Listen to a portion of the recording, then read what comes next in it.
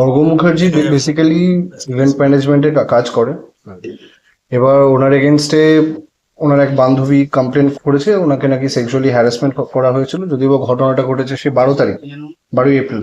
12 April ঘটনাটি ঘটেছে হাওড়াতে, ওই চ্যাটার্জিহাট যেখানে অ্যাকিউজ রয়েছে, অ্যাকিউজদের বাড়িতে।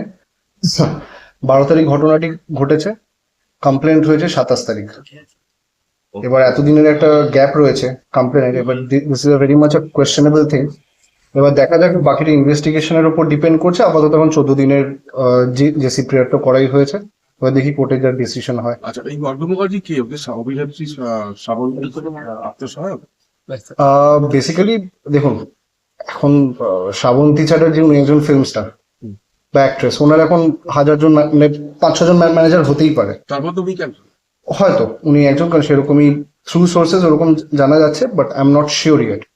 হতে পারে হয়তো। তো এর বিরুদ্ধে কি অর্ঘ্যর বিরুদ্ধে কি মামলা করা হয়েছে? ধর্ষণের সেক্সুয়াল হ্যারাসমেন্টের মামলা করা হয়েছে। আমি বলে দিচ্ছি, under section 127 sub clause 2, 74, 75, 76, 64 and 62 of BNS. মানে এগুলো কি সবকটা নন বেলেবল সেকশন আর সেক্সুয়াল অফেন্সের উপর করে। ধর্ষণের মামলা?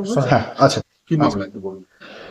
ধর্ষক বেসিক্যালি ওনার যে অ্যালিগেশনটা ছিল কমপ্লেনেন্টের, সেটা হচ্ছে যে উনি মেয়েটিকে ফোর্সফুলি কিস করেছেন। কিস করার পর তারপর উনি সেক্সুয়ালি ওনাকে বাজেভাবে খাটে পিন ডাউন করে ওনাকে অ্যাসল্ট করেছে। আপাতত এইটুকুনি আছে। আচ্ছা, এছাড়া এর বাইরে তেমন কিছু আপনার কি ingredients। মনে হচ্ছে এই ঘটনাটা সম্পর্কে? বা আমার মনে হওয়াটা তো আপনার মনে হয়, মানে আপনি তো এবার একটা ইনভেস্টিগেশন তো হোক, দেখা যাক। এখন তো 14 দিনে জেসি প্রেয়ার হয়েছে, আশা করা যাচ্ছে তো নিশ্চয়ই আগামী দিনে বেলে তো বের করা হবে। মেয়েটির যে অভিযোগ, সেটা কি দাদাকে দীর্ঘদিনের পরিচিত? হ্যাঁ, দীর্ঘদিনের পরিচিত। ওনারা এক ফিল্ডেই কাজ করেন। মেয়েটিও বোধহয় ইভেন্ট ম্যানেজমেন্টেরই কোনো সেক্টরে কাজ করেন, ছেলেটিও তাই।